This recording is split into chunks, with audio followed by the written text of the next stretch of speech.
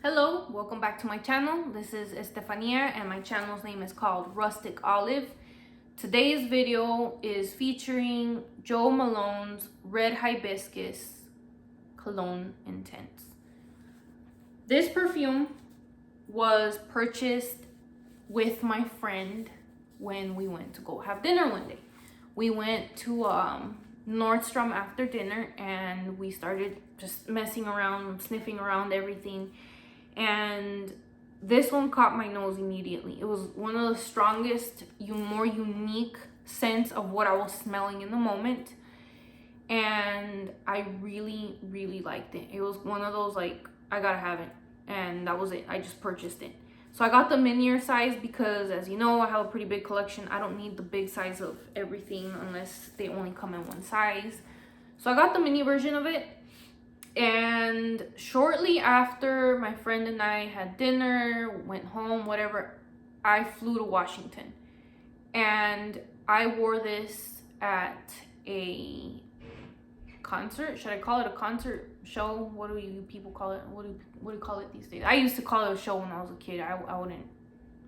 What's the difference between a show and a concert? I guess a concert you would sit and a show you stand. I stood, so I'm gonna call it a show. It was a show.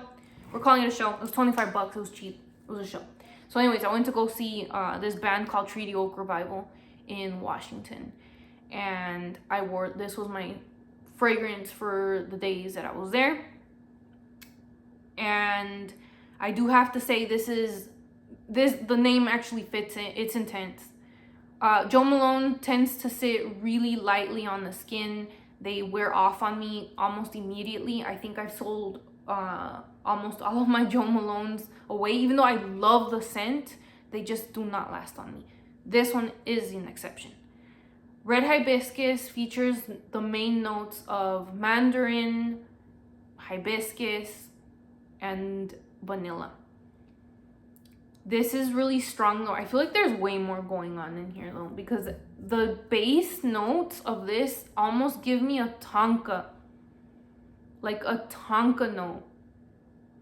It's not just vanilla, and hibiscus does not smell this rich either. The mandarin, you get it when you first spray it, but then it just develops into like this deep, rich, round fragrance. It does last quite a long time on my dry skin. This one, once again, this is the exception to like the other Joe Malones. This is standardizing it with Joe Malone only. I'm not saying like this is like super strong against other perfumes. I'm saying this is strong for Joe Malone. It still has a Nordstrom sticker thingy. Anyways, I really enjoy this. However, I feel like this is more winter. I think it was appropriate for me to have taken it to Washington and wearing it out there, because here in California, although we've had our gloomy days for like the past 5 months already, I still think like it's a cold, really cold weather perfume, not just like a cool weather perfume. This is dense, it's rich, the vanilla, it definitely is pronounced, but it has like that floral fruitiness that doesn't make it just a vanilla. This is not just a vanilla. This has all of that other stuff going on as well. To me, a vanilla is like a vanilla, like the one that you eat with, you cook with, you know, like you smell in like just straight vanilla perfumes. This has much more going on, but it's a round perfume. So it's not like you can pick out specific notes unless you first spray it, which I'm gonna do right now. Yeah, this one's clean. Wait a minute. Yeah, it's clean.